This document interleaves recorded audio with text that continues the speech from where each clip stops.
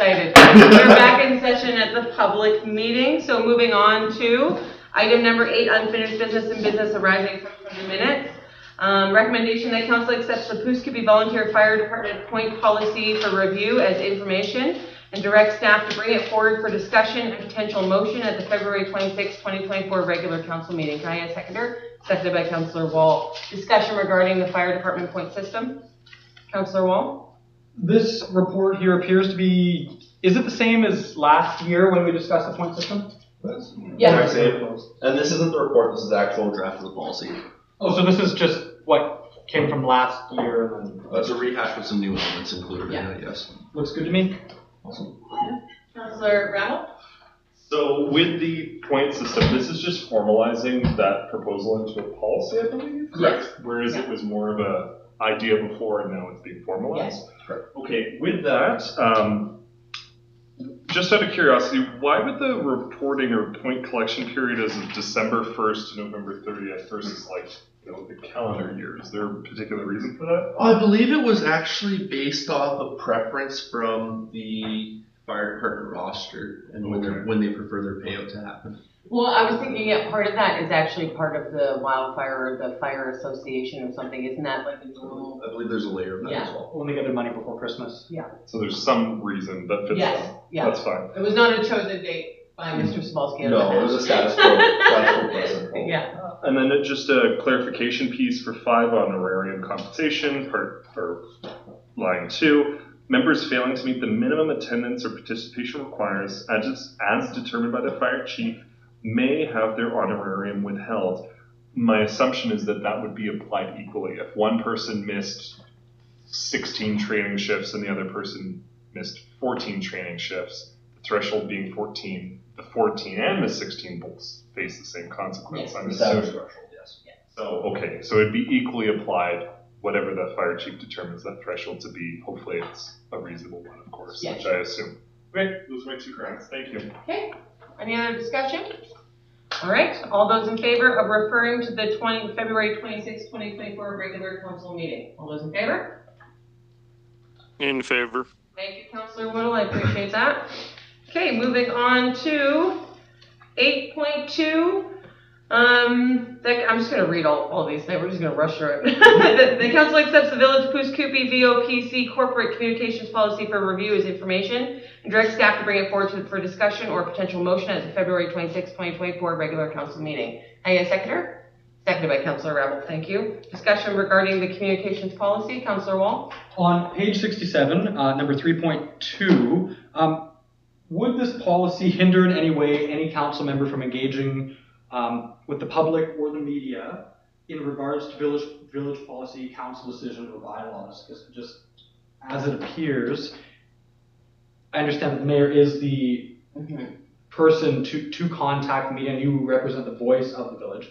Just the wording in here, it makes it appear as though if council members do ever get contacted, or potentially during a campaign period or something, it would prevent any elected person or potentially elected person from sharing their perspective. Well, it wouldn't affect the campaign period because this is only regarding corporate communications. But campaign communication would be from the public office official. That wouldn't be necessarily on behalf of the municipality.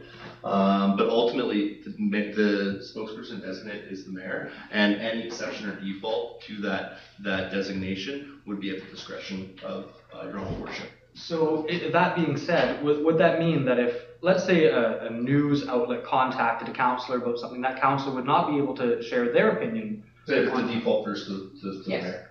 And if the mayor felt comfortable with a respective councillor speaking on behalf of public office, then that would be the route. I'm talking opinion. Could a councillor talk about their opinion on a topic? They would have to discredit it that it's not on behalf of the municipality or the rest of the public office. Yeah, there is actually a statement technically when you sign the oath of office within that package. It stated that at any point in time, if you're going to be speaking of opinion, not in the understanding of the municipality, that it needs to be stated that you are not speaking on behalf of the municipality.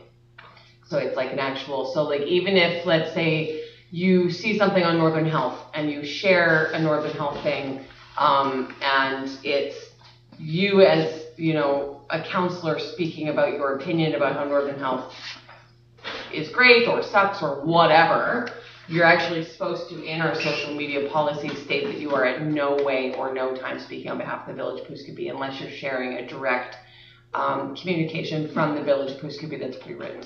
This appears to be kind of a gag order then, in my opinion. Well, it's, you know what, it's really to stop issues that often arise. We literally just saw this happen in Fort St. John 3 months ago. A member of council made a comment regarding how he felt certain areas of rural people didn't deserve fresh drinking water to a news outlet. And it wasn't just that gentleman that got lambasted in the media, it was actually the entire council and municipality, and it was the mayor that had to take the brunt of it and actually make a statement out in the public regarding the statement made by the councillor. That's what it is to stop.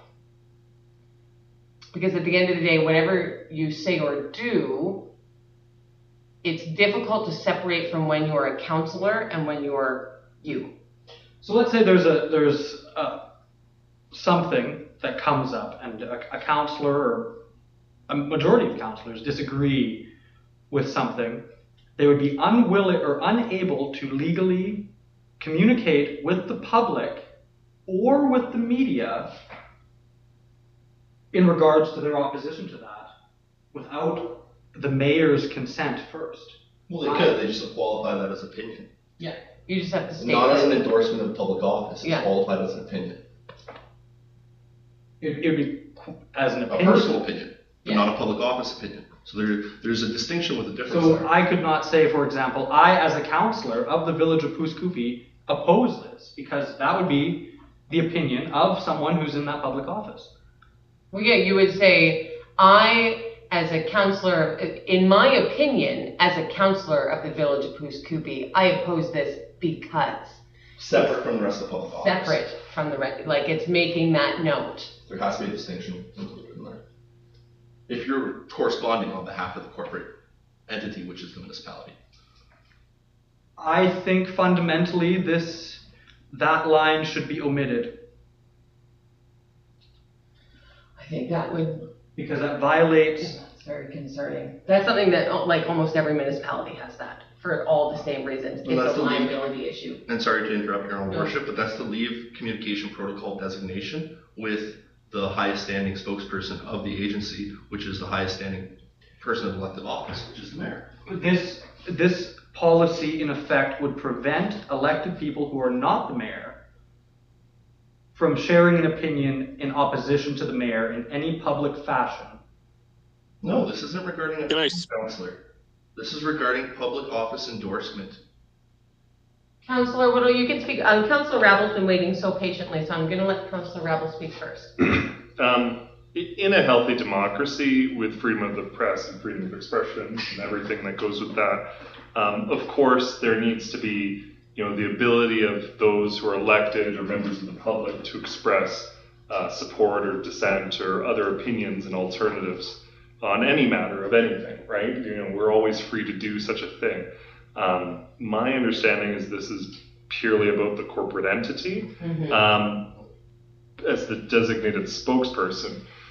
But so essentially what you're saying is, well, we are elected members. We are bound to preface everything we say in the public realm that this is my opinion solely and not an expression of the Village of Pooskapee. If you're expressing a public opinion or a personal opinion, yes. So But that doesn't prevent us from expressing that opinion. No, We're it free just- to you do just so. need You have to State. qualify it. Yes, You have to has to be qualify. qualified. Because of the potential confusion of members of the public assuming that because we're elected, we're somehow speaking on behalf of the entire entity. Correct. Then the only other piece I'm wondering is the mayor as the designated spokesperson under 3.2, should that also include or mayor designate where applicable or something? Like, let's say time of emergency. That's good. You're Yeah. flown on some helicopter somewhere Totally. and there's I'm in nobody Mexico, nobody on the knows where beach. you are and the mayor close at home. we should include that. I And then believe. 10 pina coladas in, And to absolutely. respond to that, Councillor, that respectively would be a very simple augmentation, similar to what we did as an inclusion for our unauthorized funds transfer policy. I think that was a very similar It's a- topic that was included as a technicality for I think it's the investigation. exact same thing. But also, I swear this wording is like in the code of conduct or something like this. This is already somewhere else. I This is swear. in multiple media policies. Yeah, it's already included in our social media Yeah. policy portions of that, so we're not recreating the wheel of this verbiage out of nowhere, and it's also included in portions of our code of conduct and code of ethics. So we're using our already framing and guiding documents to somewhat create this.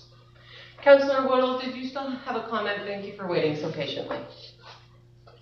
No, Councillor Rebel made the comment that I was going to make. Yeah, like I know myself personally, I have on my Facebook page and on my social media pages, all views and opinions expressed on here are solely mine, right? So to Councillor Wall's point, you can still express your opinion. You just have to state that this is your opinion. You're not speaking on behalf of any body or organization.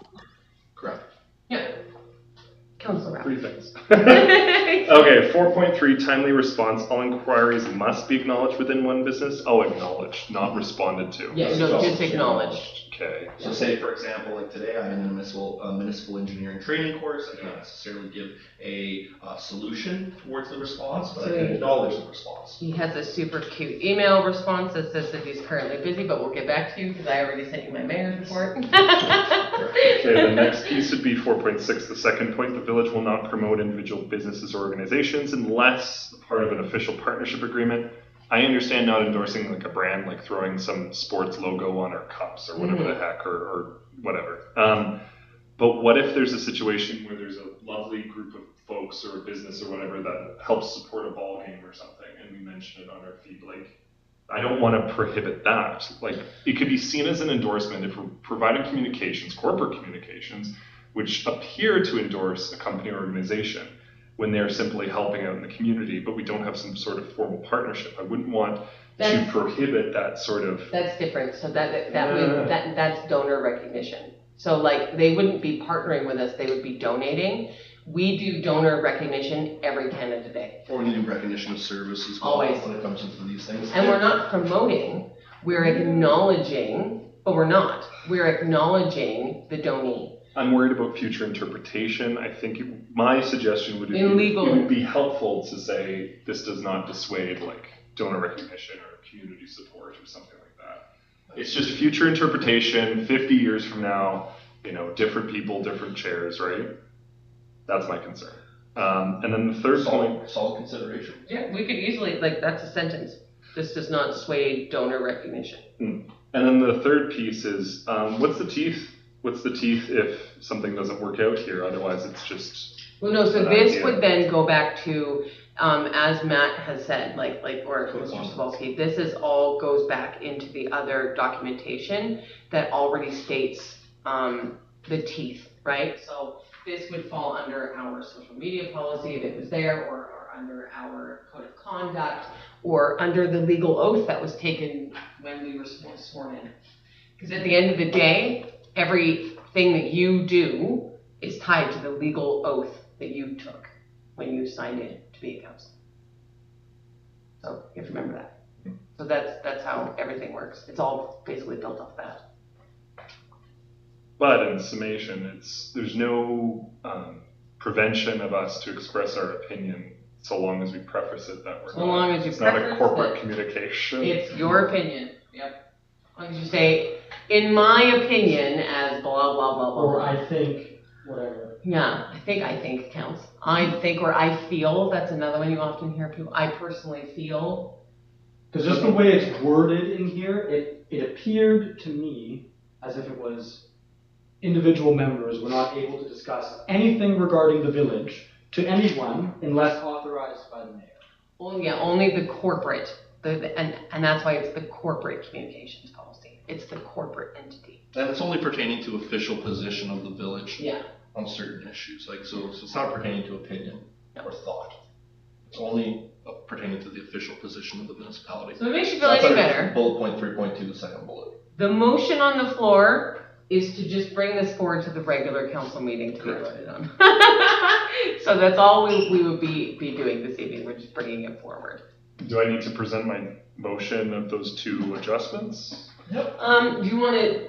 Yeah. If they want to be reflected for review, The 26th, for the 26th, we would have to include Okay. that for a motion. Okay. Direction. Then I supported by the rest of public office. Okay. Then I so move that to be included under 3.2 for councillor members, that's some reference to or mayor designate during mayoral absence be included. And then under 4.6, the second portion, regarding the promotion, not to promote individual businesses or organization, that this does not prevent or preclude or dissuade donor recognition or some sort of community engagement or support. Seconded by Councillor Wall. Any discussion regarding Councillor Ravel's motion? Okay. All those in favor? In favor. Thank you. Councillor Wall? I also have a motion to make regarding 3.2, that it be slightly amended to make it more clear that opinion is allowed. Because I know we're discussing that is allowed, but it doesn't, the way it reads is not explicit in that fact. Because we're not going to be passing what we're saying here, we're going to be passing this document. What more needs to be said though? Outside of just not being including, I guess, the official position of the village. Here it says, the mayor is the designated spokesperson for council decisions and municipal policies. I think it should say, or something along the lines of, but elected people are still allowed to discuss their opinion on matters, something like that. Just This does not preclude the expression of personal opinion. yeah, This does not prevent the expression of personal opinion, With a qualifier or prefix expressing that. as declared as such. Is okay. Would somebody like to second that motion? Did I make that motion? No, yeah, that was seconded by Councillor Ravel. I'm just letting you know, I will not be voting in favor of that motion because I think it begins to get muddy. And I think it's very evident what you're going for, but in no way does this document withhold you from having a personal opinion. And so while as it's worded, as it's worded, it appears as though anyone who is not the mayor is prevented from talking about any municipal business. Yeah, I'm personally, in my personal opinion, I'm fine with the wording of the document, and so I will not be voting in favor of that motion just because I feel like it's muddy. So the more things you start adding into something, the more muddy it becomes. So that's my 2 cents on the whole thing. Is I think the document clearly states that this is for corporate matters regarding the village of Pooskoopi, and I think, you know, nowhere in our oath that we took did it say that we are allowed to project our personal opinions out into the public either, right? So it all ties back to that, and so that's where. We should not be. Are you saying we should not be able to talk? I about say it? that. Because it wasn't in our oath? to talk No, about I'm it? saying that basically when you're elected as a council member, your personal opinion does become the body's opinion. And so you have to be very careful on the information you're putting out into the public. And the oath that has been taken by every single one of us is that we are going to be cognizant of what we are putting out on behalf of the village of Pooskoopi, because we are to represent them in a positive light. And so that's where the struggle is. You are effectively saying that council members should not have the right to oppose an opinion that the mayor holds. If by that's how saying you feel, that. sure. That's not how I feel, but if that's how you feel, that's not how I feel. I just feel I don't think there's any harm adding it in, just saying, hey. Yeah, I think it gets muddy, honestly. That's my only thing. That's my thought on it. It's gonna start getting muddy if you start putting in, but you're allowed a personal opinion as long as you state it's my personal opinion. Well, then next it's gonna be, well, but what if you state I think, or I feel, or I felt that? That's getting real muddy. So that's my only thing. So I'm just giving you a notice. I will not be voting in favor of the motion. Councillor Ravel. I do see the necessity of adding in that the expression of public or personal opinion is protected because it's attempting to preclude a person from doing a thing by saying the individual councillor shall not represent the official position of the village.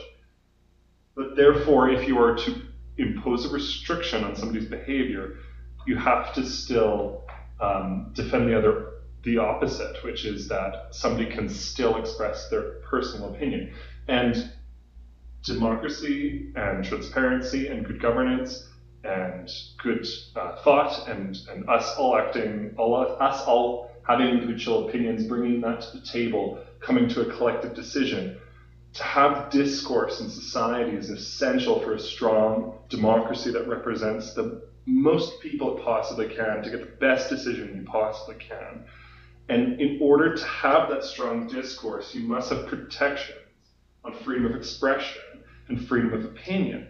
And I won't stand for that to be limited. So I think it is essential that if we were to present something that limits, we must counteract that by the limits are up to the nose, the limits are up to your face, right? You can't go further than that because we cannot chip away at that.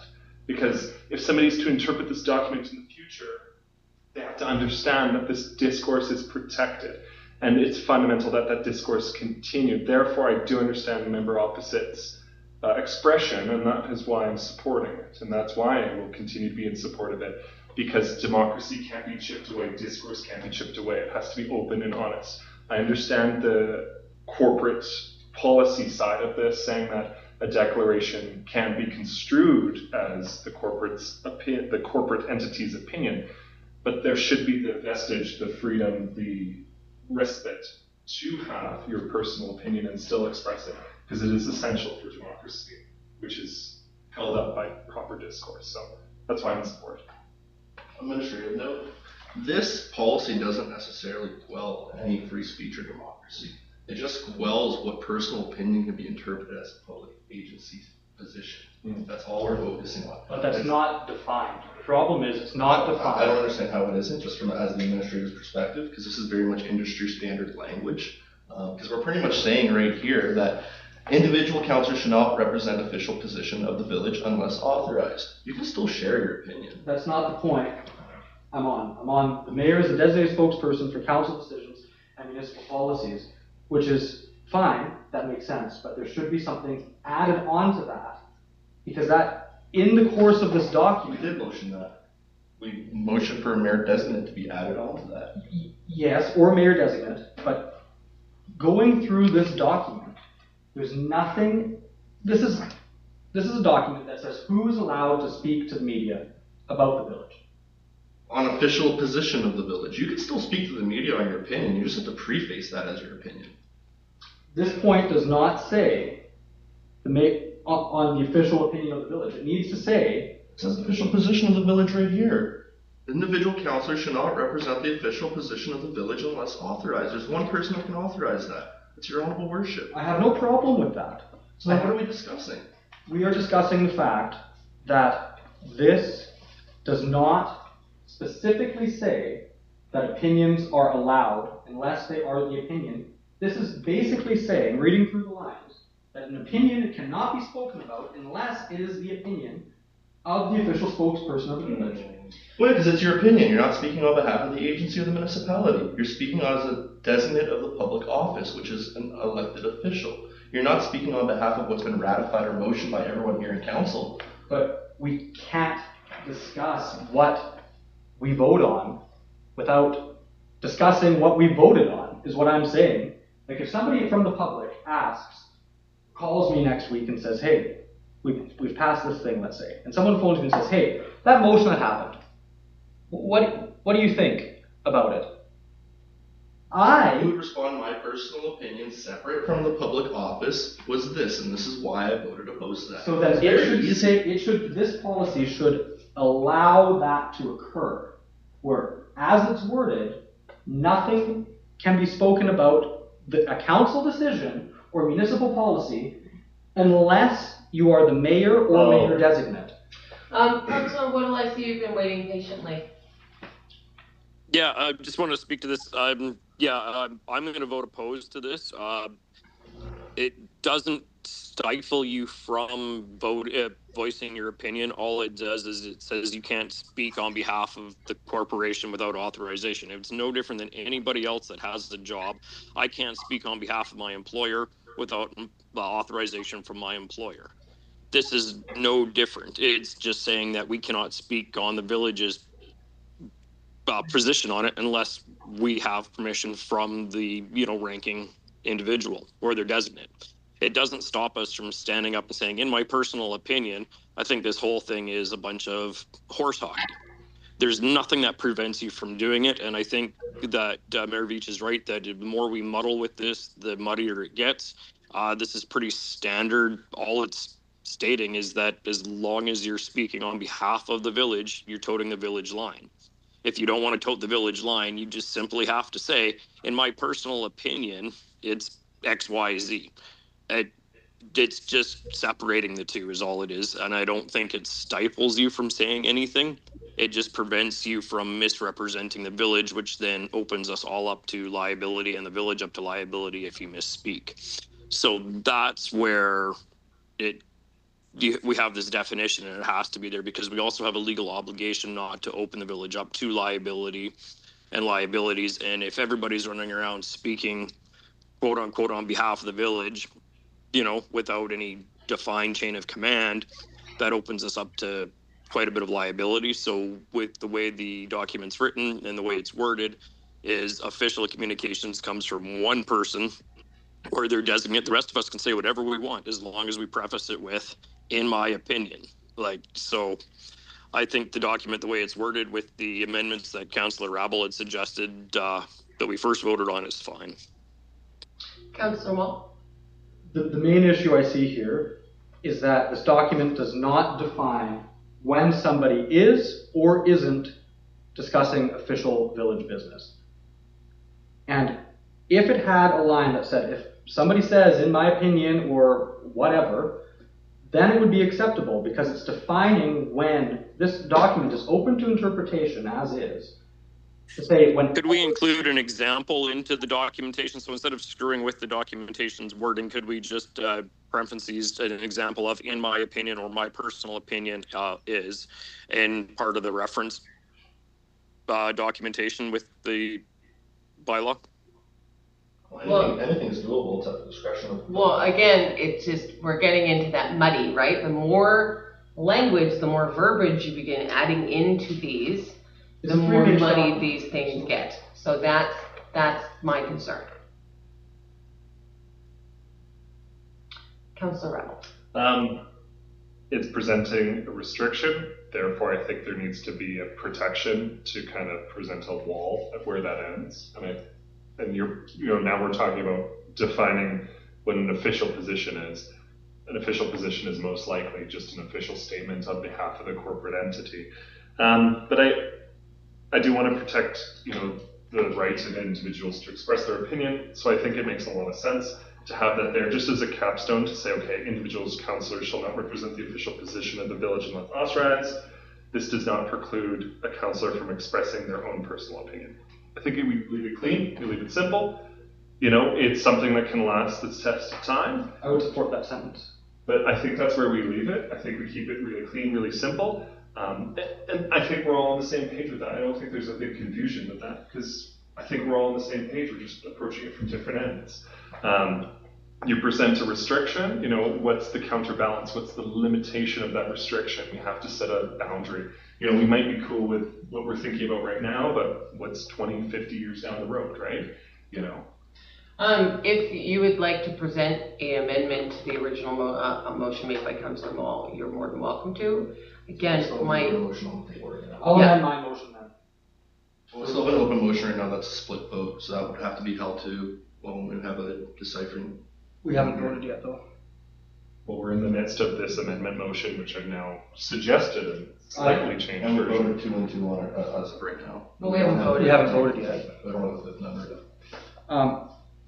I will amend my motion so that the first point of 3.2 on page 67 reads, the mayor is the designated spokesperson for council decisions and municipal policies. This does not preclude a councillor from expressing their opinion.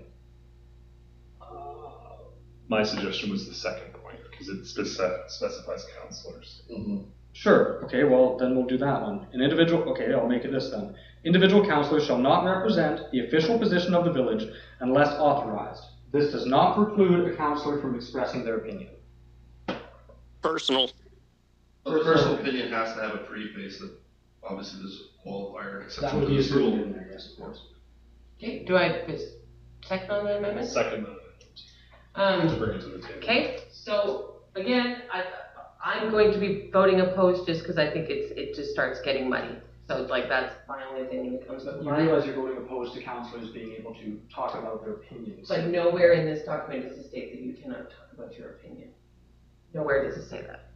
And so it's a double negative. It just says you can't talk to the media. Not on behalf of the village of Poughkeepsie, no, unless you're authorized to speak on behalf of the corporation. I stand by that. It straight up says councillors cannot talk to the media. They cannot represent the corporation of the village of Poughkeepsie in front of the media unless authorized, no. That's how I read the document. That's my understanding of the document. I've read many of these. The PRRD has the same thing. I've read it through them. It's very normal language. It's in almost all of our other policies, and yeah, I'm at this point in time, I'm not willing to muddy it up for the liability of the corporation of the village of Poughkeepsie. So, all right, so Mr. Sobolski, can you please read the motion back, and then we can vote. Yep, so the motion was to amend section, I believe it was 3.2, and the inclusion of personal opinion with the preface of not being a subject of public agency position. Okay. All right, all those in favor? All those opposed? Opposed. That is defeated. Thank you very much. Okay, so we got to go back to the original motion on the floor, which is to bring this in front of the regular council meeting on February 26, 2024. Any discussion regarding? All those in favor? In favor. All those opposed? Opposed. Noted, please. Noted. Okay, so that is defeated. So this is no longer being brought forward to the regular council meeting. So, all right, moving on. So we are going to look at... Mayor Veach. Yes. If I can, I'll make a motion that we bring this back to the next COW meeting for discussion. Okay. I'll second that, but we're just going to play a really fun game of defeat, and then, so it's just much easier to not, but we totally can. Yeah, no, I'd like to bring it back to a COW meeting for further discussion when we have all of council present. Okay, I'll second that. Discussion? Councillor Rabble? If a limitation is to be presented, I understand. The village is not just a corporation, it is a democratic institution. And for us to be properly engaged members, we need to engage with the public, and we need to be a part of discourses around what's being voted on and what's being discussed. And we can absolutely, preface it, and this is my opinion and whatnot, but if a restriction is to be presented on one's expression, there must be the counterbalancing protection. And that protection is that a councillor can still express their personal opinion. And I think that just is common sense, especially to preserve the integrity of this democratic institution. Yes, be it a legal corporation, but it's also where people live their entire lives, are born and die here, Yep, and so the motion on the floor is to bring it back to the next COW meeting for further discussion. So that's what we're talking about. Are we going to discuss bringing it back, or would we like? But if it does not include that protection, then that's not upholding freedom of expression. I believe this would violate our freedom of expression under the Canadian Charter of Rights and Freedoms. Gotcha. To be honest, I believe this is a constitutional the motion on the floor is to bring it back to the next COW meeting for further discussion, which we can have at that time at the next I COW would meeting. not be in favor of that without this amendment. Okay. This is a gag order. I'm just going to say it as it is. Okay. All right. So I'm going to call... Mayor Veach, can I speak? Yes, absolutely. So, Councillor Wall, to your point, bringing it back to the next committee of the whole meeting, how does that stifle anything? It is bringing it back and putting it back on the floor for further discussion so that we can, further discuss with all of council and have some time to think about it a bit more for the amendments that you're looking to make. The only time your amendments become, for lack of a better word, pertinent is when we bring it to the council meeting to vote on it, to bring it to enact it. Bringing it back to the cow meeting gives you the opportunity to speak on it again. So that's where my confusion is with your opposition. That's a very good question, Councillor Whittle. My opposition to this is that I believe this document has a false intention behind it, where it is not specifically a corporate communications policy, as it states. I see it as a gag order to prevent people. So then again, their opinions. Councillor Wall, I bring it back to you. Then why would you not want the opportunity to bring it up again in a meeting to discuss this before we go anywhere with the document? Why would I want to continue discussing the document that would potentially impose limitations on my freedom of expression as a councillor or any future members of this council through the next multiple elections to express their opinions in opposition to that of the mayor's? Also, the discourse. I understand that you have, I understand you have, through the mayor to you, I guess, I understand you have reservations with this document. I think this document, and part of the reason I voted opposed to this too, is I want to bring this back for further discussion and have a bit more time to look into it and stuff. That's why I'm proposing to bring it back to the committee of the whole meeting so that it gives you the opportunity while I'm there in person and while Councillor Johnston is there to make your point and for us to come to a common understanding to see where it might be stifling us. If we don't move forward with bringing it back to a cow meeting, then this document's just dead in limbo land going nowhere. So that's where my confusion is. I understand your point and, you make a valid point and I would like to discuss it more, but I feel that this is why I made the motion to bring the document back to a future committee of the whole meeting. In response to that, Councillor Whittle, everything else in this document is already covered by our council code of conduct, our social media policy. It's already covered by other policies and bylaws except for that. So we're already covered. So the only thing this document could change is this.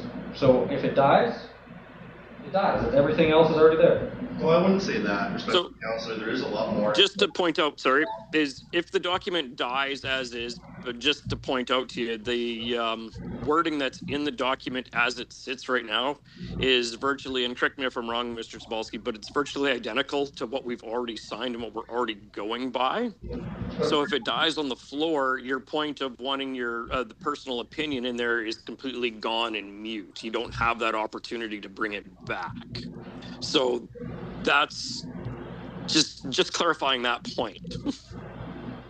And the rationale for this policy did come from, I believe, when we were doing our council procedure bylaw and the actual legitimate posting places that are on record for agendas, official notices of council, engagement with the public via social media practices, I believe was a major portion of that. So this wasn't something that just came out of the woodwork and was a blending of 3 or 4 other policies. There's about 4 different portions of this policy that are brand new. So I would like that to be on the record. Yes, Councillor Rebel. I understand the value of this consolidated policy, that we're moving forward with consolidating things, making everything more clear, making it more transparent, making it easier for everyone to follow. But if a restriction is presented, there has to be a protection that counterbalances. I still have to stand firm on that. I understand, it's a corporate communication policy, but we need to make sure that there's clarity for the future, right? I understand this is a general assumption, but if you're putting it in black and white that there's a no-go zone, then you have to put in black and white where the go zone is. That's just simple, Mayor, imagine a mayor that isn't you, and you're on council and you disagree with that mayor and you're unable to say or do anything. I would say, in my opinion. But that the is not interpretation said in is the document. But no, if I may, the danger, the extreme, the extremity, right? Let's imagine this 20 years from now, there's a mayor that really just wants a rubber stamp council. The council doesn't matter. And they will tightly control that council. And they say, anything you say outside this room, even in the shopping mall, is an official opinion or an official position. Because you're a counselor, you're an elected person, you're walking around. Anything you say about any motion, any vote, any decision, I will consider as mayor. And I've got my other loyalist people, and we will code of conduct you. We will suppress your discourse. So it sounds like this should be brought back to the next council meeting. So I'm going to call the vote. All those in favor of bringing this back to the next council meeting in March. I don't know the date. All those in favor? In favor. In favor. All those opposed? Opposed, noted. Opposed. That is defeated. We are going to be moving on, Councillor Woodall. So, Mayor Veach, just for clarification, now that this document's defeated, it is not coming back for discussion at all. So there's no more opportunity to make the amendments that the other councillors wanted in the document because this document is now dead. So the other options is it can be reconsidered, or 2 members of council can ask to have the document reconsidered and brought back. Would it not be considered a reconsideration already by asking it to be brought forward to the next meeting after it was just defeated? No, because I did not bring forward the reconsideration. Because it was just amendments to the whole thing. This is actually moving forward to the future. So it's been defeated now as like information. Yeah. Really. So we are going to move on to. So this will not be on the next council meeting. No, this will not be or on the next committee of the whole. I don't know. That's so. We're going to be moving on to 8.3, Mayor's proposal. Recommendation that council accepts the Mayor's proposal representation at the Keeping It Rural Conference and direct staff to bring it forward for discussion and potential motion February 26, 2024 regular council meeting. Can I have a seconder? Nobody's willing to second. My apologies. The audio cut out. Could you say that again? Yeah, recommendation that council accepts the mayor's proposal, representation at Keeping It Rural Conference in 2025, and direct staff to bring it forward for discussion on potential motion on February 26, 2024 regular council meeting. Yeah, I'll second that. It's seconded by Councillor Whittle. I'm not going to UBCM this year. I'm going to be traveling, so you guys are going to be going all on your own. So you're already not going kind of thing.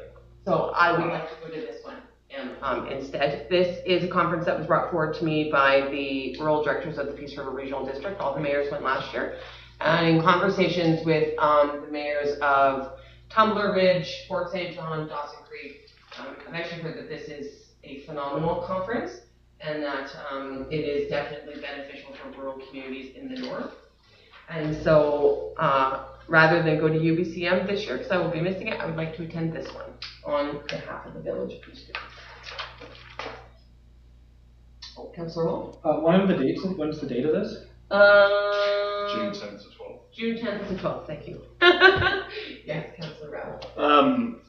The expenses appear to be slightly less than attending for UBCM, and because of the policy we have on budgeting, technically you've already been budgeted for UBCM, so it's essentially just shifting these funds. And you're saying, because I prefer that everyone, as many people go to UBCM, but you're saying I'm already unable to attend UBCM, Yes, I might as well invest this money, taxpayer money, into this rural conference, which admittedly, rural small municipalities are facing the biggest crunch right now. If you're a mega city expanding into the wilderness, you've kind of got this infinite engine, as long as you keep growing, that keeps you sustained.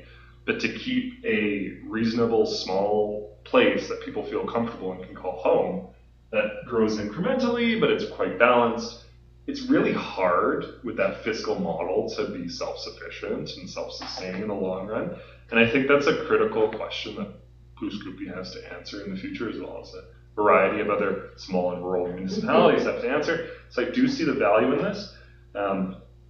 I assumed you were just, if I may be so blunt, skipping UBCM to go to this, but if you're prevented from I going, literally not. Yeah, I'm traveling. I'm going to Disneyland. in all honesty. So I'm going to be in Disneyland with my kids.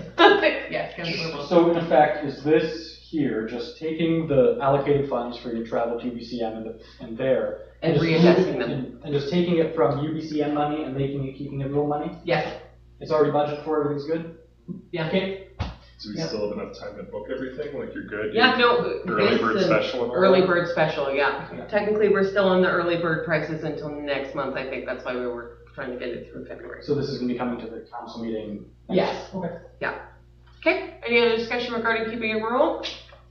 All those in favor? In favor. Thank you, and that is carried.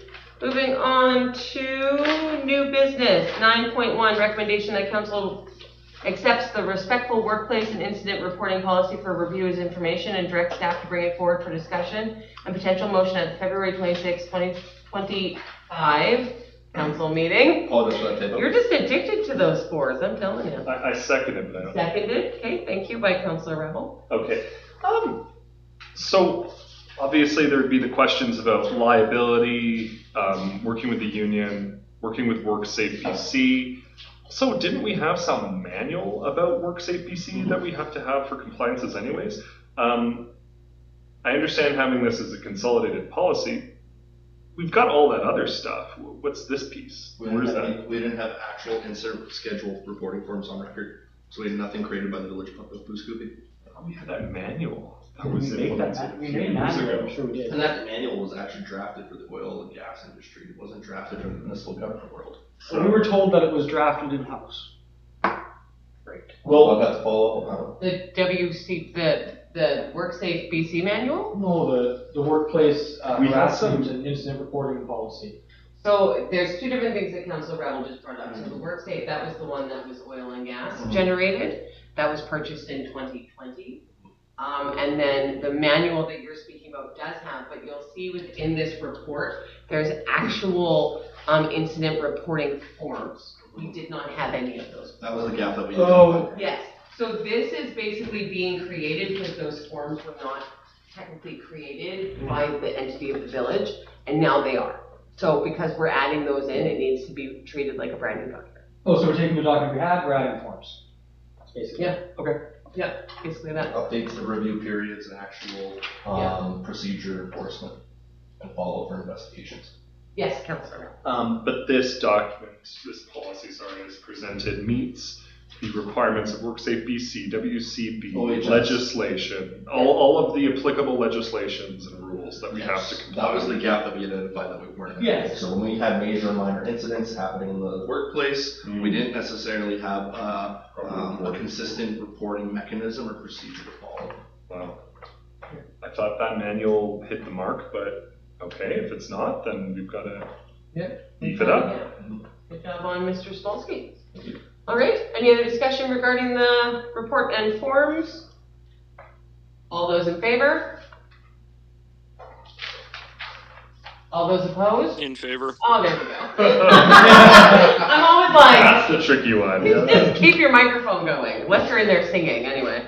All right, moving on to 9.2, recommendation that council accepts Iron Wolf Athletics letter of support from the Village of Booscoopy for review as information and direct staff to bring it forward for discussion and potential motion at the February 26, 2025 regular council meeting. Second. Seconded by Councillor Whittle. Discussion? Councillor Rebel. Good stuff. They do good stuff. Just in the first paragraph, it says in Dawson Creek and surrounding region. Sure, I get that, but should we just say within the Village of Booscoopy? We could just say, yeah, within fundamental development of youth and adults in. We could say in the Village of Booscoopy and the surrounding region. I believe the rationale that came from is they're not currently offering actual any direct programming outside of special events within Booscoopy. In the past, they used to offer volleyball, floor hockey. Oh, things of I that see what you're nature. saying. So they don't actually have an operational scope in our municipality or our community as of right now, outside of maybe 3 or 4 tournaments. Okay, So so their predominant, I guess, service base is these events. Can we say the South Peace region? We could, yeah. Yeah, can we just take, you just want to take Dawson Creek out there so it sounds more Booscoopy-ish? yes. If you don't mind, I'm kind of agreeing Does with that you. need a motion? No, that's just an easy augmentation. So We'll just add it. striking Dawson Creek and the surrounding region to just No offense to in them the or anything, but we're southeast. just, like, Laparoscopy. they get all the rep all the time. We need to rep us. Yeah. Okay. If we're not cheering for ourselves. Who is? Exactly. Okay. Sounds good. Any other discussion? Awesome. Well, I think that, this is great. Iron Wolf Athletics has gotten letters of support from us in the past. They've actually worked towards them getting grants for youth recreation funding, as well as Indigenous-focused youth recreation funding. So these letters do actually really, really help them. And so I'm glad to see that they've come forward for another one, and I'm hoping they have just as much success this year. So, all those in favor? In favor. Thank you. Long dramatic pause. Okay, moving on to correspondence. So 10.1, recommendation that the council accepts the Doig River First Nation land use plan for review as information, noting that the CAO has digitally transmitted the file due to the bandwidth constraints, and direct staff to bring it forward for discussion and potential motion at the February 26, 2025 regular council meeting. Can I make a point of personal privilege, if that's okay? Yes? The point of personal privilege is I genuinely couldn't open the document. I couldn't view it. I could see it technically. I just could not. I could not access it or observe it. So, do we table it? What do we do? We can defer, if you'd like, to March, and then that will give Mr. Cebulski some time to mess around with it, see if he can get it sent off in a different format. If you prefer. Okay. Okay. Councillor Wall? Yeah, just because of the size of the document, I couldn't get it open. Maybe it's because it was emailed and Yeah, there were some major bandwidth issues on it. Okay, yeah, because it's not in paper and I couldn't open it in the email just because of its size. So if we could defer it or table it to the next committee of the whole. Yeah, so if you'd like to make that motion. Yeah, I make the motion to table the recommendation 10.1 to the next committee of the whole, provided that council has the document to review.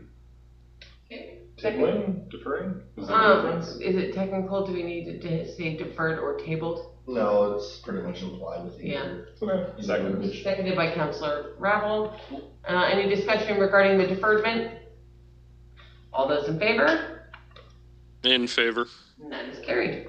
Okay, moving on to 10.2. A recommendation that council accepts the request for a letter of support for Mudfest from the Village of Poughkeepsie Mayor and Council for review as information, and direct staff to bring it forward for discussion and potential motion on February 26, 2025 regular council meeting. Oh. Seconded by Councillor Wall.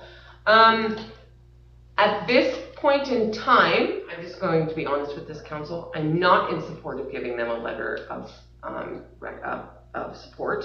I would like to actually have them come and see us. There were a few incidents that I've been hearing very conflicting things. I've heard it was a great success. Everybody had a lovely time. It was like everybody had a blast. But I've also heard that there was a lack of security detail there that led to a few drug overdoses that led potentially to a death. I've heard that there was vandalism to surrounding farming properties.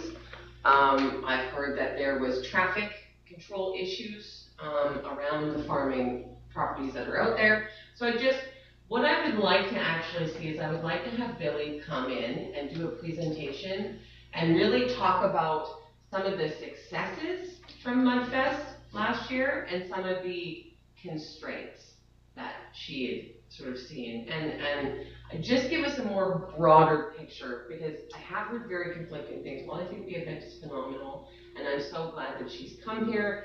I think it's important that we do our due diligence as a community to make sure that the events that are being run safely and reliably. And so at this point in time, I'm not in support of giving her a letter of support right now. I would be in favor of deferring it or tabling it until after she comes as a delegation, but I'm not in favor of signing one, just so you're all aware. I don't throw you all in for a loop. Yes, Councillor Wall. I am in support of Mudfest. I've heard lots of positivity. I did hear about the overdose, but I have also heard that was outside of the security area in a campground. So I would not blame the organizers of a festival for something as awful as an overdose in a separate campground. I mean, it sucks that people were there for the festival, but I would not put that on the festival itself. The live music, the last time we had live music, 3 nights in a row, and people coming out and the boost of business in the community, and I think it was a great success, to be honest. I just don't want to put that negativity on them, because it's something that, knock on wood, but like, somebody could get too drunk drinking on Canada Day here in Poos in their own home and say, oh, well, it's because the village put on a festival, that's why I drank at home, right? Like, and it has nothing to do with the festival, it has everything to do with that person. And that's my opinion. Mm-hmm. Yes, Councillor Rapp. I think Mudfest is a good thing. Unfortunately, large gatherings of people do have some unintended consequences. I think it's a very reasonable letter of support. I'm in support of it, but if we feel that we should have a delegation first before we proceed with the letter of support, I'm also in favor of that, because, hey, there's still some time, right? Oh gosh, yes. Yeah, so September. No, it's in August or something, I think. It's summertime, Councillor Whittle? Yeah, I'm kind of in the same boat. I think Mudfest is great. I heard great things about it. Also heard the negative, but again, that's with any festival, any group or organization. You can't control everybody. So I'm in favor of the letter of support, but I would also like to have their organization come and do a presentation to us and kind of see what their plan is for this year. Okay. Well then, I'd like to propose an amendment to the motion that the letter of support be held until after a delegation is held by the village regarding Mudfest from Billy.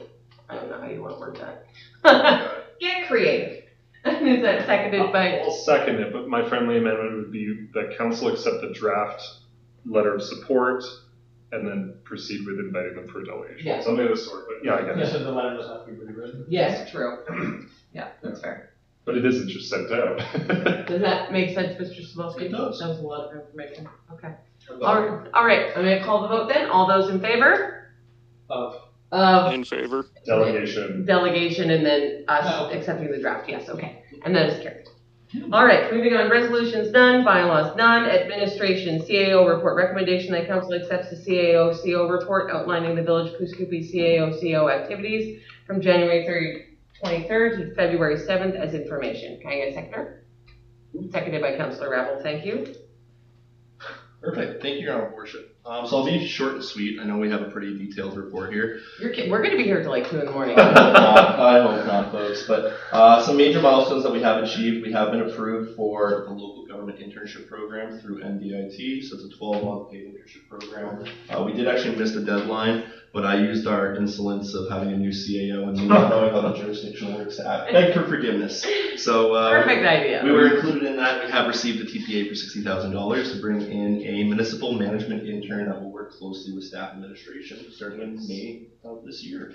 So obviously there's some major impacts that are outlined there, and the next steps are going to be starting the actual recruitment process and going through that with NDIT and LGMA. So that'll be a pretty exciting process. It'll be the first time in quite a few years that we participated in this program. So it will support administrative staff, this intern. Correct. Okay. Correct. There will be an additional administrative support position working with utilities, working with tax roll and payment office. It'll be working with archives and records. We do have a 12-month work plan that I drafted that I can share with Mayor and Council. Already? Yeah. Not Part of taking the submission, part of the Fair submission enough. process. And it's completely grant funded, right? Completely grant funded outside of, I want to say, a small portion that we have to just cover overhead costs such as benefits, training, things of that nature. Fair enough. Outside of that, we did get a Community Emergency Preparedness Fund application approved for a grant of just over $31,000. So this is going to be for upgrading some emergency communication systems within our fire department. So we will have some project updates coming in the coming weeks regarding that.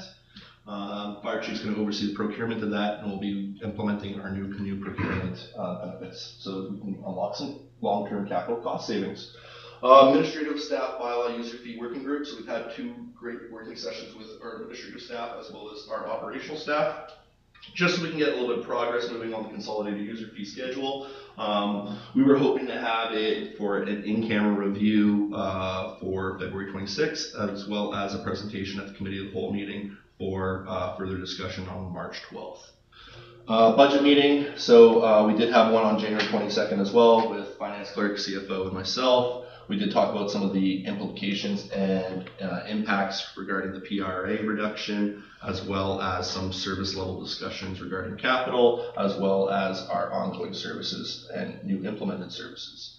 There will be a follow-up discussion in camera just regarding this one. We are working on a making sense of village spending report, so that was included in the in-camera package for everyone. So this is a communication tool that we're going to share with our ratepayers and residents, pretty much outlining what goes into developing an operational budget, both capital and operational. We'll have a preliminary review in today's in-camera session so everyone can get their teeth on it and kind of sink into the document and see what we're trying to accomplish. This will be a major tool when we're going through our town hall session on March 5th. And outlining this as a communication resource with what next steps are and what actual tax allocations are. A lot of people have the perception that when there's one tax dollar, all cents of that tax dollar goes to the local government municipality. We'll have a breakdown in chart form that allocates how much goes to the province, regional district, health services, education, police services, so on and so forth.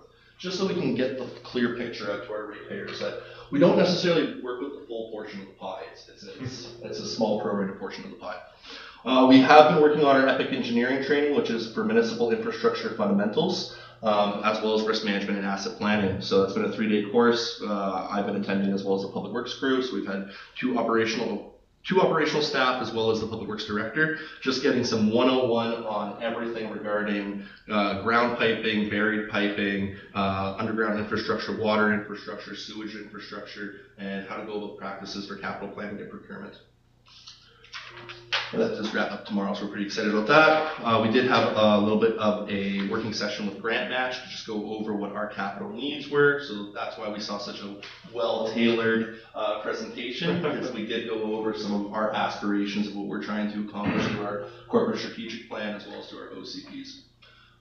So I hope everyone did enjoy it and find some thorough information from that presentation from Michelle.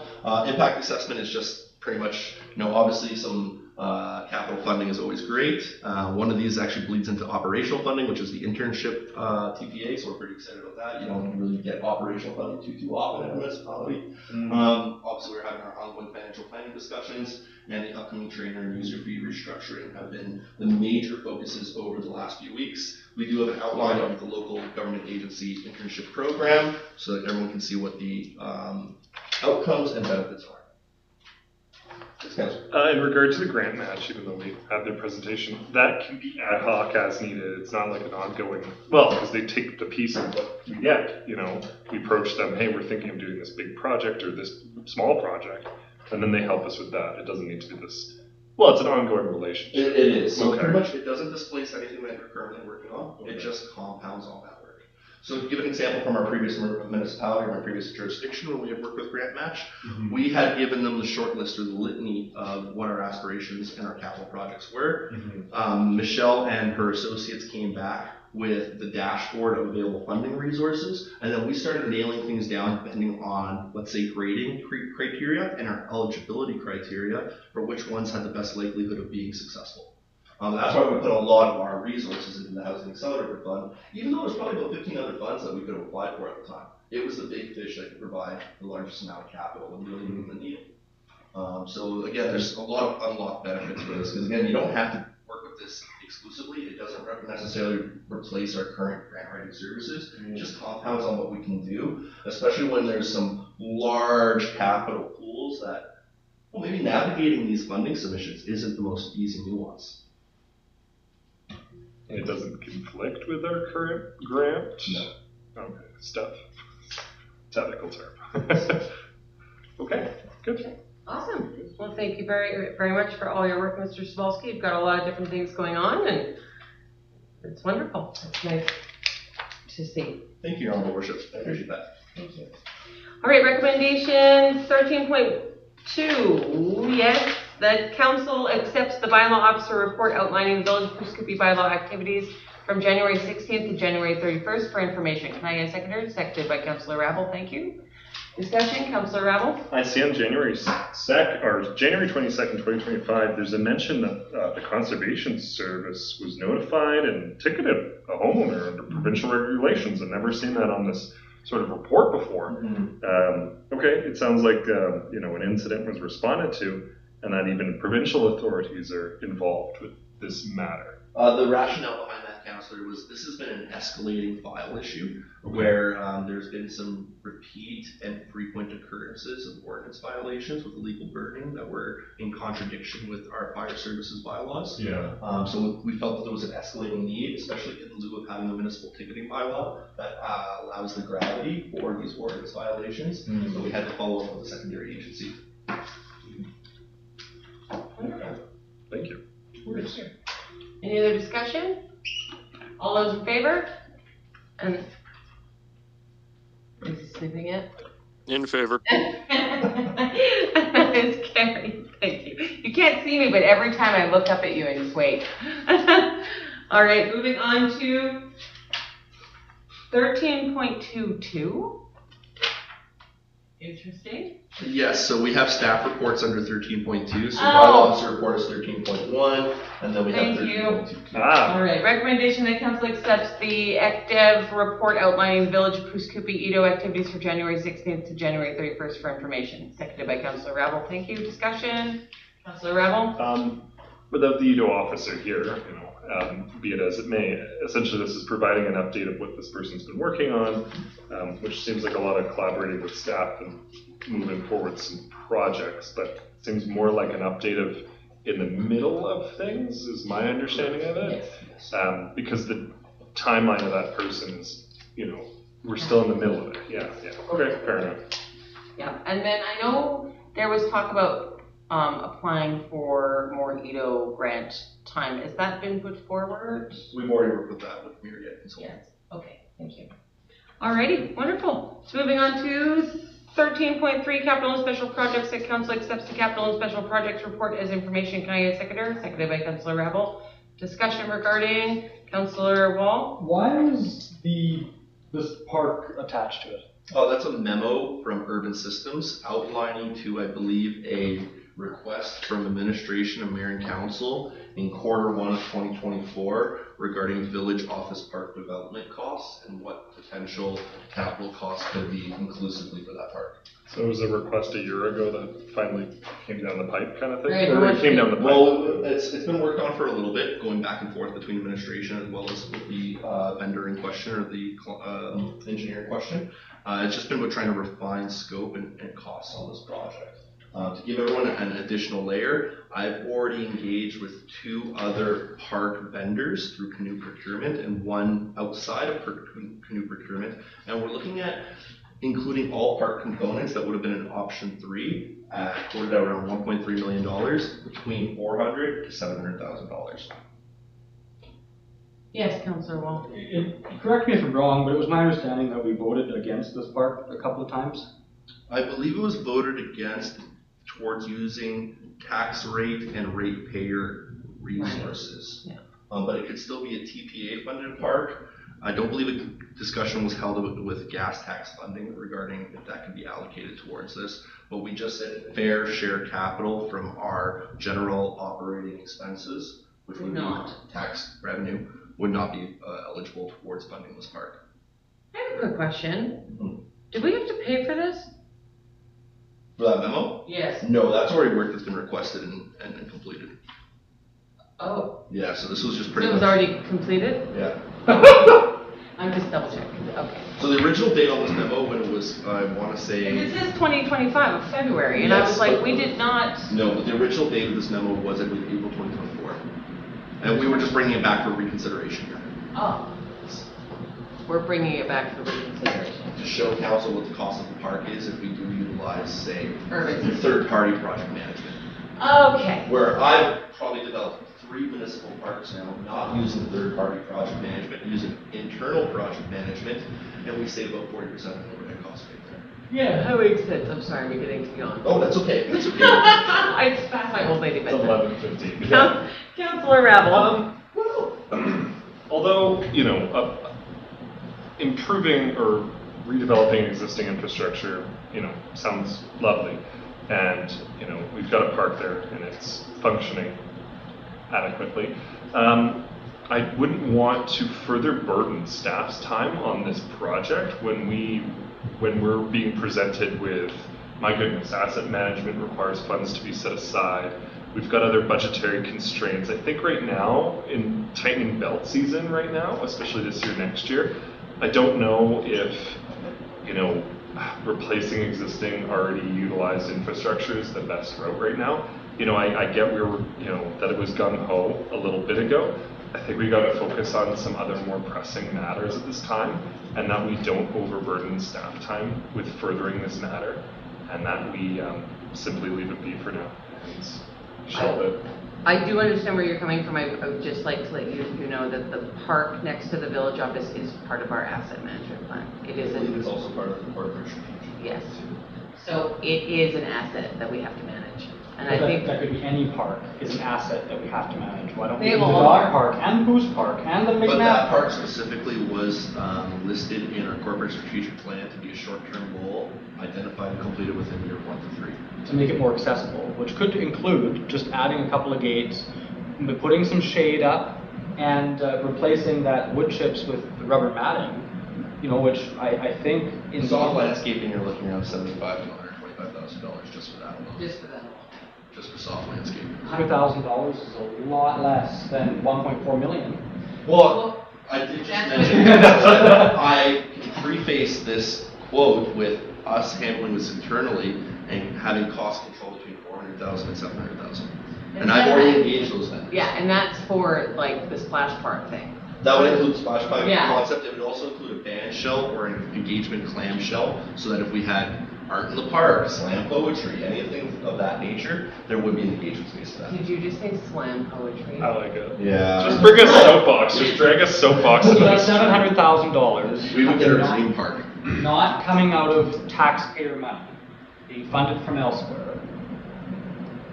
And anyway, you guys can't table the thing because you told me to go out for grants and I did, and I already have close to $50,000. Yes. So, I'm sorry, Mayor, you told me to go out for grants. Yes, Councillor Whittle? So a couple of things from tonight. So yeah, we did ask that we get some numbers and look at it because it was one of those things that we wanted to see kind of where we're at for numbers. So thank you very much for doing that. The other one was we were quite adamant we didn't want to, burden our taxpayers with it. But just putting it out there, we did get a presentation tonight by a grant organization that basically they don't make anything unless they come back with it. So it might be something to look at potentially exploring that avenue, on the side of the desk as staff has time. But it seems to me that we have some options to kind of appease everybody, because I know myself, I was quite adamant about spending taxpayer money on it. But if we can get grants, and like you mentioned, it is an asset that does need to be replaced, that does have a tangible life. So, I think it'd be one of those things. I think it'd be worth exploring some other avenues for grant funding for it and potential donation still, but again, not spending any tax money on it. I think there's a lot of momentum from what has just been suggested by Councillor Whittle. In the grant match slide presentation presented by Michelle Trempe, there was an awarded TPA to the town of Princeton that was for the cultural spaces fund that did a project very similar to this, and they were awarded $750,000. So the money's out there. We have to harness our energy strategically get it. And through the presentation as outlined by Councillor Whittle, we have the resources to figure these things out. It's not impossible. It's not as an impossible task as it was just 2 weeks ago. What's the difference between a splash pad and a splash park?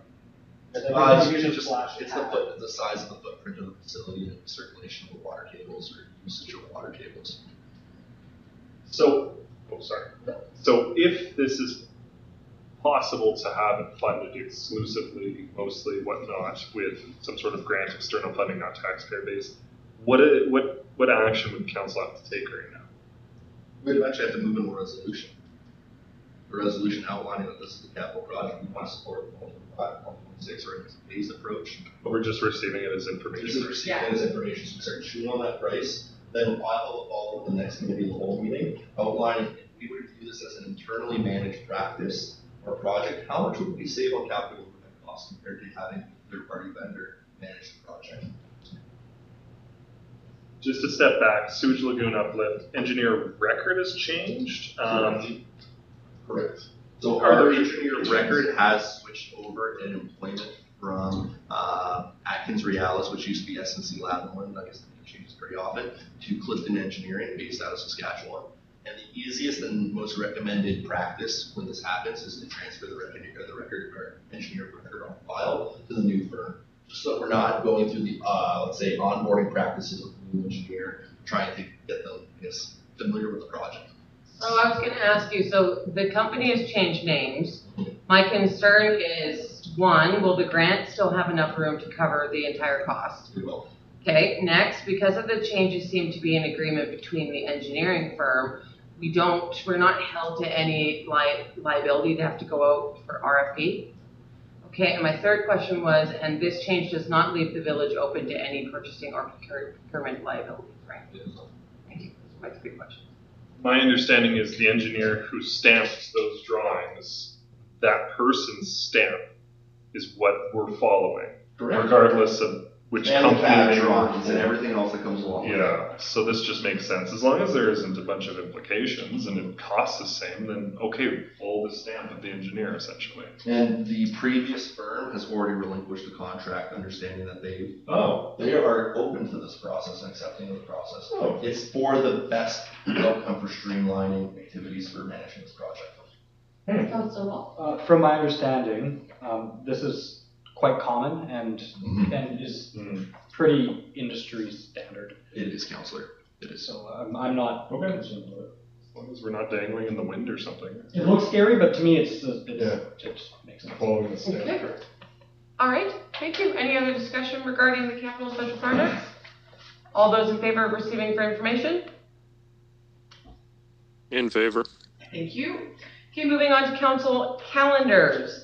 Just a reminder that the Family Day event is happening this Saturday outside of the outdoor rink and at the community center. If you're available to come out, please do. We're going to have crafts and games and hot chocolate and coffee and donuts and no, we're not doing. Are we doing donuts? We're doing donuts. Okay, we're doing snacks. As of well some as kind. cookies, so. Yeah, so come on out. Myself and Mr. Sabalski and the team at the Footscray Public Library and all the staff actually are working super, super hard on making this Family Day event happen. I'm really, really hoping we have a great turnout. I've also heard the rink is going to be flooded like 3 times, so the ice is, you know, perfect. And it will snow on Friday. We'll get them to skate with shovels. So it looks like it's going to be awesome. So if you're available to come, please do. And then you can talk on the other 2 things. So we have public consultation on our O&M budget, capital budget, user fees and tax rates. That's planned for March 5th. We will have a portion outlining what Mr. McPhail's presentation alluded to regarding tangible capital, asset management, as well as preparing for capital planning activities. So we can get everyone in the loop and gather some public engagement and feedback on these practices. The end goal is each September or October, we should be holding a public engagement session outlining what capital needs are and getting the feedback from our ratepayers and residents. We have a special meeting for first reading of ratification and taxation budgets and user fees scheduled for March 19th. Final approval adoption will be on March 26th. Final budget public hearing will be April 2nd. And then the implementation of the new user fee schedule and consolidated user fee bylaw will be May 1st, 2025. Councilor Walters. What day of the week is March 26th? I believe it's a Wednesday. These are all Wednesdays I went with. They're all Wednesdays? Yes. So they're like the Wednesdays in between our council meeting kind of thing? Yes. Okay. So we have March 26th as our regular scheduled council meeting. March 26th is Thursday. Oh no, I'm looking at 26th. I believe March 26th is our Wednesday for our regular council meeting in March. I'm crazy. My birthday is the day before. I thought it was the Wednesday, but I realized my little journal here is 25 and 26. Yes. So I've been writing my everything I'm doing is a day off. Uh-oh. That's on me. I'm sorry. So we have everything scheduled. We have everything scheduled to the meeting Wednesdays up to pretty much our major deadlines for taxation as well as financial planning bylaws. And we're on track to meet. Oh yeah, the deadline's May 15th, and we're gonna have everything finalized by March 26th, folks. Cool. That'd be nice. Yeah, that's the target right now. Knock on wood. So we have our budget meeting the day after my birthday. So we do have some updates in camera regarding the budget today too. As well. Okay, anything else with the calendar? Looks good. We're going to move on to reports. So Councillor Johnston is away with notice. Councillor Rabble, what have you been up to? Working with the Legion. This Friday is Schnitzel Night again, and conversations with various members of the public, you know. A Valentine's Day schnitzel night? Schnitzel. Is it going to be heart-shaped schnitzel? I keep asking for that. Honestly. I keep asking for You should that. see the ad I wrote and didn't post. Is it really romantic? Okay, well, cool. Wonderful. Too many jokes, but yeah, no, I definitely have to shift the gears with the new portfolios, and that will be coming. So don't have anything to present at this time. So Okay, no worries. Councillor Wall, what you been up to? Not a heck of a lot. I haven't been in contact with any of the new portfolios just as of yet. I did leave a message with our staff sergeant to get a meeting in the next couple of weeks here, but you spoke to him today. I left a message. Oh, never mind. Sorry, I meant. I I apologize. I've something intruded. I've intruded. I meant the public works gentleman. No, I apologize. I misspoke. I interrupted. Please No worries. accept Okay. my apologies. That's okay. Yeah, so I'm looking forward to scheduling a meeting with Staff Sergeant. Left a message about that. And I did speak with the Director of Public Works, who is also our Fire Chief, about potential upgrades to the fire hall and what exactly they would need. And I'm just very briefly going to have a conversation with him about that sometime in the next couple of weeks, probably before the next council meeting, hopefully. Just so I can put together a report and say, hey, this is what the fire hall needs, and this is how we can get there over the next 4 or 5 years. That's something we can do, but I haven't quite done that yet. Other than that, we have had vandalism at the Legion. Yeah, with red spray paint, right? Red spray paint, yeah. All down my street, 47th, yeah. There were other properties that were ski parks. Yes, so if you know who that is, please report to the RCMP. I'd be very happy to have an involuntary volunteer. Yeah. Do we have the skate? Do we have the spray rock in place? Yes, if you are going to spray paint, there is also, make sure it's nothing defamatory or racist. Obscene. Because we did, or obscene, because what was spray painted on the Legion was quite racist today. Oh, okay. And Interesting. but if you are going to spray paint, as long as it's appropriate, I believe we Have the skate park. you can spray paint on the skate park. All of your beautiful ideas, as long as it's not racist or obscene or vulgar. Yes. Yes. Just to clarify, was it a rock or is it the actual? No, it's the actual Skate park. Yeah. Yes. Okay. You were here. I know. But don't be painting people's houses or fences or the Legion or probably village property too. Mr. That's my Spolsky report. seemed to have. Yes, and just a quick follow-up to Councillor Wall's request for status on the councillor portfolio letters. Administrative staff have been working tirelessly on updating this process, and I'm very proud of the work that we're going to be presenting at the next council meeting, or possibly the following council meeting after that. But everyone will be presented with a portfolio information binder, as well as a respective councillor portfolio liaison binder. So I really want to say our kudos to Pauline. I am very impressed by So that. this really will fulfill the holistic process of what we're trying to complete here, right? And have more strategic elements on our communications and a little bit more awareness of what each councillor is representing. So again, kudos to our administrative staff, Pauline, Skylar, everyone's been doing great work. The majority of it's been done by Pauline, so again, thank you. Oh, thank you. Can you thank them? That's Absolutely. exciting. It's very exciting. This is a major development, folks. Basically, my report is I phoned someone. There was some vandalism. I'm going to have a meeting. Yes. There you go. All right. Councillor Woodall, what have you been up to? Not a whole heck of a lot that hasn't been reported on. Yeah, I got some health concerns I'm dealing with, so I'm going to be away for a little bit here, and yeah, so I won't be there for the Family Day festivities this weekend. Oh, well, we'll be thinking of you. All right. Well, my report. All right, I'm going to try to read this super fast. I did email this off to you. I'm trying to get back into this habit. I apologize. Thank you, Mayor. I fell off doing it for about 2 months. I still manage. It was annoying though, I do not blame you. So January 23rd, I attended the PRD meeting. We are in the midst of the budget season, so many of the decisions that are coming in front of the board are regarding the budget. From the Pooskibbe side of things, one of our residents has recently purchased a parcel of land through tax sale and is requesting for this parcel to be put back into the PRD. At this time, staff is working with the Peace River Regional District to get everything fleshed out for this transfer. There are just a few variances that need to be dealt with before this transfer can be completed, and then it's going to go back in front of the PRD. So we are working closely with the PRD and our staff to get this all figured out so it can come back. Yes. Would this parcel of land being put back into the PRD be in opposition to our strategic plan that plans for future boundary extensions? No, not to my understanding. Because I believe it's part of that plan to include the park eventually as part of the village. Well, that's a whole different conversation. I don't know if that's actually part of our strategic plan, boundary expansion. It's not. Yeah. Or OCP maybe, because that's something that came up quite a bit. No, no, because that's a completely different subject, right? That's not up to us or the PRD. That's up to the taxpayers. So it would have to go to referendum, and they would have to decide if they want to even get put back in, get put into the municipality. It's like a whole process. That's not something the village decides, no? No, it'd be We right. can endorse it, but we can't. Yeah, we can ask, beg and plead, but it's actually not up to us. It's up to them. So we can't technically strategically plan for it because. Really, so if people live on the edge of town, they can just say, I want to live in the RD, and that's it? Yes. I've blown his mind. I'm of the opinion that the physical boundaries of the village shall not shrink.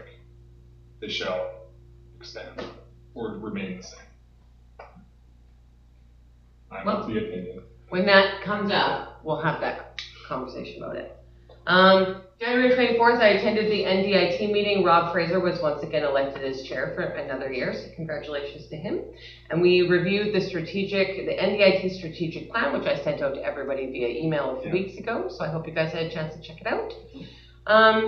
January 27th, I met with Stuart from the Chamber of Commerce to go over happenings within the community, Canada Day plans and farmer market plans for the summer.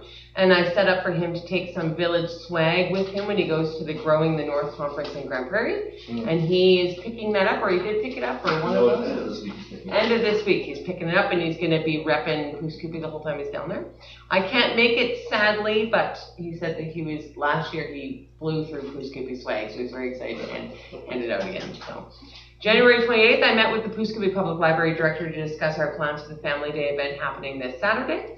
January 31st, Mr. Cebulski and I attended the Doig River First Nation land use planning session held in Fort St. John. That's where we received the land use planning document that we're going to try to get working for council so you guys can look at it. February 4th, I met with staff and we did our weekly check-in. February 5th, I met with members of Northern Lights College regarding my chair position within the PRD Healthcare Scholarship Committee. January 7th, I met with Mr. Cebulski and we connected with CN regarding the property here in the village. January 7th, I was invited by the principal of the Pooskibbe Elementary School to be a judge of the school's Pink Shirt Day t-shirt design contest. The design was chosen and will be worn and purchased by members of the school. And I'll be going back on Pink Shirt Day to complete the meeting with the winner and show off her beautiful shirt. So I'll let you guys know when that's all done. February 10th, I met with members of staff to go over the portfolio binders that are being drawn up. The work that our staff members are putting into these binders is exceptional, and I'm very excited for everybody to get their hands on them. I really feel that it will put our liaison positions really in focus. So a huge thank you to the staff, and a huge thank you to Matt. You guys have been doing like a phenomenal job. I'm really happy with them. February 11th, I chaired the special Peace River Regional District Healthcare Scholarship Committee meeting regarding MOUs and budget. And then February 12th, today, I attended a community-to-community meeting up in Fort St. John with Doig River First Nations and the PRD. Hence why I keep yawning. I've been working since 8 this morning, so. Do you have another meeting tomorrow too? No, thank God. I'm to the 20th now. So, that is my report. Now, we are supposed to be moving into an in-camera session. I'm going to be honest, it is 11:30. And I am wondering if We should just we're power through going it. to get anything out of this session if we take it at this time in the evening. Yeah, that's, I guess, the discretion of public office. So, How are you feeling? I I got a municipal training at 7:30 in the morning, so. Exactly. You have an incredibly busy day tomorrow, as do I. And I'm wondering if it might be beneficial for us to actually hold a closed special meeting to go over the items that are on our closed agenda. I just feel that the topics that we will be discussing, especially what's happening in the public, Very in depth. they're very in depth. Very in depth. And I'm gonna, take a couple hours. We're looking at a 2-hour conversation. it's gonna be a minimum of 2 hours. Yeah. And I'm gonna be honest, gentlemen, I have hit a wall. I'm tired and I would like to go home. I don't mind throwing the towel in either. And I have surgery in the morning. Yeah, I don't want to be here. Councilor Whittle does have surgery. Yeah, so gentlemen, is there a way that we could hold a special closed meeting regarding this agenda for March 19th? March 19th? That's February 19th. Would public office be okay with me joining via proxy or satellite? Do we not already have a meeting on the 19th? Oh, yes. No, we don't have a meeting on the 19th. That was originally going to be our original town hall session, but unfortunately I have a pre-committed event or activity as I will be participating in the CAO forum through LGMA, so I'll be in Victoria. So we're not having a meeting? I can meet on the 19th, it would just be via proxy or via satellite. I would much prefer to have you here. What is the date? When are you What going about back? the 12th? I get back on the 21st. I'm gone from the 17th to the 23rd, or 18th to the 21st. Why don't we do next Wednesday, the 12th? Or no, today's the 12th. Today's the 12th. Then we have a regular council meeting on the 26th. When are you gone from? I'm gone from the 18th to the 21st for the CAO forum. What are we supposed to be doing February 18th, Matt? I need a reminder here, Your Honorable Worship. Your review. Oh boy, okay, so. Oh, dodging that. I guess we're doing the review at the same time probably as or beforehand. Thank goodness you're already I'm spending the afternoon of Valentine's Day here, so. It works out well. We'll make it work. Okay, Saturday the 15th. did you just say Saturday? Well, if we're doing family day stuff. Don't even start. Okay, could we meet the Monday the 24th? How's everybody looking then? Why not the 17th? It's family day. We have to pay Matt time and a half. Oh. Yeah, that's not fair on Matt. That's family day. Yeah. Well, I'm salary exempt, so. Still not fair though. I didn't realize that was the holiday, sorry. Marcel, are you, Councilor Whittle, would you be available on the 24th? See, I've literally hit a wall, I'm so tired. Yeah, I should be available the 24th. Okay, we're gonna move our closed portion of this agenda to the evening of February 24th. I apologize. I'll second that motion. Are they time sensitive? No, we're No, fine. they're not. It's just mostly going to be preparations for our town hall session. It's a lot And of going through discussion. the municipal spending report or municipal budget Yeah. report. That making sense of village spending report, I want to say is about 60 or 70 pages. It's a lot. It's a lot of information, but again, it's critical information. And I need you all to be awake. Do we get that prior? It's word and sent via email and in-camera agenda. Okay. Yes. Yes. So this will give you longer to go through the report and read it, so please check it out. And I would like us to have a wonderful discussion, and I just feel if we start it now, we won't. Because it's late, I'm tired, and Matt's I've tired. already seconded it for the 24th. Perfect. We're gonna vote. All those in favor of deferring to February 24th? Are you opposed, Councillor Whittle? Sorry, audio cut out. I'm in favor of moving it to the 24th. Are we looking at like a 7:15 start? Yeah, 7:15 would be perfect. Thank you all, guys. I appreciate it. Okay, there's no rising report then. We are adjourned. Let's go home. Seconder on that adjournment, please. Seconded. Perfect. I'm sorry, Matt. Hey, that's, I I'm think so that's done. that was perfect. There is one good thing though. What's that, folks? The water agreement. Yeah.